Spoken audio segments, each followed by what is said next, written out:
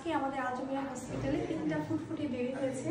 3টা বেবি হয়েছে, 2টা হচ্ছে ছেলে আর একটা হচ্ছে মেয়ে। একটা বাবু যার আসলে মনে করেছিলাম ওইবার বেবিটা সবার পরে হবে, ওই বেবিটাই তাড়াতাড়ি হয়েছে।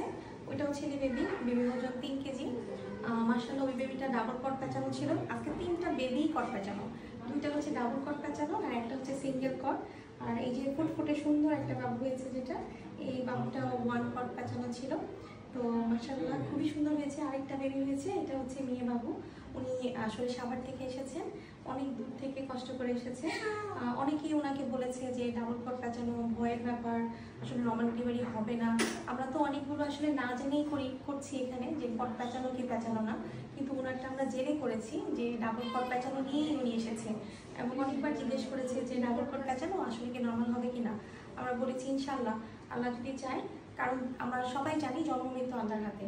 যদি এটাই আমরা ভাবতে পারি তাহলে কেন হবে না? নর্মাল ডেলিভারিতে রিস্ক সব থেকে কম। তো যাই হোক, সবগুলো বাবু ভালো আছে। 2টা ছেলে বাবু, একটা মেয়ে বাবু হয়েছে আমাদের হসপিটালে। লাস্ট 8 ঘন্টায় 3টা বাবু হয়েছে। তো সবাই বাবুদের জন্য দোয়া করবেন, বাবুরা যত মানুষের মতো মানুষ হয়, একদম ভালো মানুষ হতে পারে, সব থেকে বড় কথা। ওরা যত নেক্সট জেনারেশনকে অনেক পরিবর্তন করে ফেলতে পারে, আমাদের দেশটা যাতে খুব সুন্দর একটা দেশে পরিণত হয়।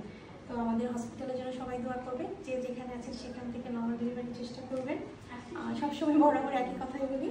তো ভালো থাকবেন, সুস্থ থাকবেন। আল্লাহ হাফেজ, আসসালামু আলাইকুম।